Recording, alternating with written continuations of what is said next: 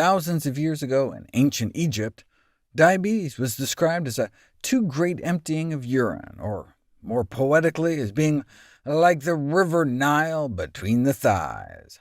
The recommended remedy, ironically, was a diet consisting of wheat grains, grapes, honey, and berries. The guy who coined the term diabetes about 500 years later also prescribed a high-carbohydrate diet.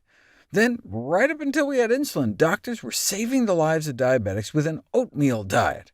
This wouldn't make any sense until Sir Harold Hemsworth arrived on the scene, the first to separate out type 1 diabetes from type 2 diabetes, and define this concept of insulin resistance. After just a few days on a high-fat diet, you can get twice the blood sugar spike in response to drinking sugar water compared to after eating a high-carb diet. Now that type 2 diabetes is like the Black Death of the 21st century in terms of devastating health impacts, what about revisiting the almost forgotten short-term dietary oatmeal intervention as an economical yet, spoiler alert, highly effective tool to achieve better blood sugar control in patients with type 2 diabetes? Basically, patients are offered up to about 2.5 cups of oatmeal 3 times a day as their meals, with nothing but some herbs and maybe small amounts of raw vegetables just to mix things up. For how long?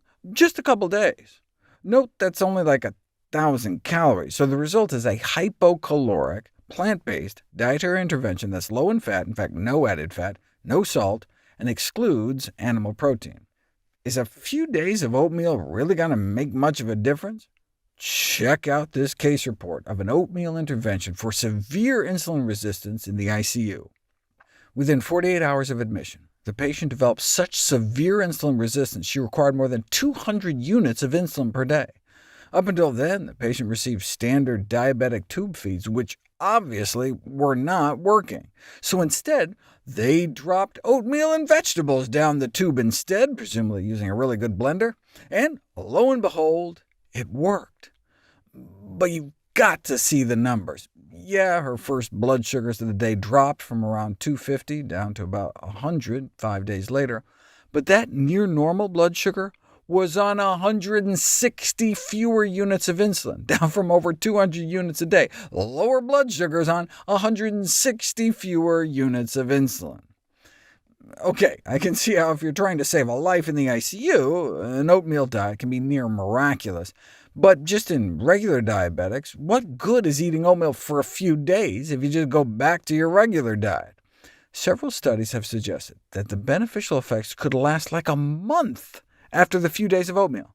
For example, in this randomized controlled crossover trial, not only did insulin needs drop like 40% in just 2 days compared to just restricting calories alone with a hypocaloric diabetic diet, a measure of long-term blood sugar control taken 4 weeks later reflected the benefit. So we're talking a highly significant reduction of required daily insulin doses, with beneficial effects shown weeks later. Who cares if you have to take huge doses of insulin, though? Because insulin causes weight gain, which just makes the underlying insulin resistance worse. So it's like this vicious cycle. But instead, with the oatmeal, you're actually treating the cause, not to mention the incidence of cancer and overall mortality associated with having such high levels of insulin in your body all the time. Other new studies have shown the same thing. 2 days of oatmeal, significantly reducing the required amount of insulin and improved blood sugar levels, with beneficial effects noted for up to 4 weeks. For example, here, patients with uncontrolled type 2 diabetes, with the 2-day oatmeal diet leading to a 40% reduction of insulin dose, accompanied with almost normalization of average blood sugars. Although the intervention only lasted for 2 days, they observed a lasting, significant reduction of insulin dosage and ameliorated mean blood sugars for weeks after they were dismissed from the study.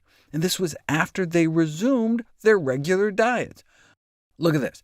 Massive drop in insulin needs after the oatmeal for 2 days, but look, a month later, they were still needing like 40% less insulin. Wait a second. How could this short intervention lead to such dramatic results that somehow continue on for weeks? Although short-term dietary oatmeal interventions cannot be compared to whole food plant-based diets in terms of maximizing the intake of protective foods, I mean, that's ideally what people should try to eat to reverse their type 2 diabetes completely, but they both strictly exclude the animal-based foods that seem to increase the risk of developing diabetes. So even cutting out saturated fat for like 2 days may so reduce insulin resistance you can free ride on that for at least a few weeks, even if you go back to eating crap. Warning, though. If you try this oatmeal diet, your physician has to be ready to rapidly deprescribe your blood sugar drugs, else you become dangerously over-medicated. I mean, imagine if this woman was still getting 200 units of insulin. Her sugars would crash so low she'd be dead. So oatmeal intervention should not be performed in patients that might have difficulties in reporting symptoms of low blood sugars who you can't closely monitor.